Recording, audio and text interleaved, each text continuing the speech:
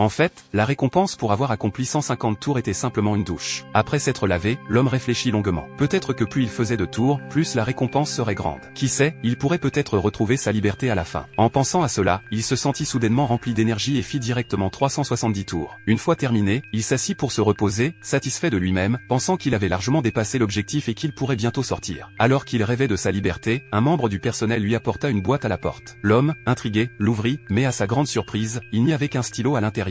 En pensant aux 370 tours qu'il avait laborieusement réalisés, il se mit à crier de colère. Mais après avoir crié, il regretta rapidement. Il n'avait pas prévu que ce système modifierait directement son quota quotidien à 370 tours. Il se remit donc à travailler. Cependant, il se rendit vite compte que quelque chose n'allait pas. Bien qu'il ait déjà effectué un tour, l'écran de l'ordinateur affichait toujours 0. Le petit X à l'écran signifiait qu'il devait pousser 2 tours pour obtenir un point. En d'autres termes, il devait accomplir le double de son travail, soit 740 tours. L'homme ne comprenait pas pourquoi il était puni. Était-ce à cause de ses injures? Mais il n'avait pas d'autre choix que de suivre les règles de l'entreprise. Cependant, faire 740 tours n'était pas aussi facile. Le soir, il n'avait pas terminé sa tâche. Pour l'aider à mieux accomplir son travail, l'entreprise décida de lui assigner un nouveau collègue, sa femme, qui était enceinte. L'homme paniqua immédiatement. Il supplia le système de ne pas faire cela, car sa femme, enceinte, ne pouvait pas faire un tel travail. Il promit de respecter les exigences de l'entreprise et de terminer son quota quotidien. À sa grande surprise, le système accepta sa demande, à condition qu'il accomplisse 740 tours le lendemain. Si tel était le cas, la punition disparaîtrait. Mais s'il ne finissait pas la tâche aujourd'hui, il serait puni. Rapidement, au-dessus de lui, un énorme triangle apparut. La punition consistait à lui faire accomplir les 740 tours dans un environnement à 50 degrés. L'homme savait pertinemment que cette entreprise ne possédait aucune humanité et qu'en restant là, il finirait par perdre sa vie, et peut-être même entraîner sa femme et ses enfants dans sa chute. Le lendemain matin, après une nuit blanche, l'homme fut appelé par le système. Il devait absolument accomplir la tâche pour éviter que sa femme soit capturée. Poussé par l'amour pour elle, il se força à faire les 740 tours. Une fois la tâche accomplie, la punition disparut, et des récompenses suivirent, il put enfin voir sa femme et son enfant. L'homme savait qu'il ne pouvait plus attendre. Il devait absolument trouver un moyen de s'échapper. En observant autour de lui, il remarqua bientôt une zone qui semblait avoir été réparée, et cette zone se trouvait dans l'angle mort de la caméra. Mais il n'avait aucun outil à sa disposition. C'est alors qu'il se souvint du stylo.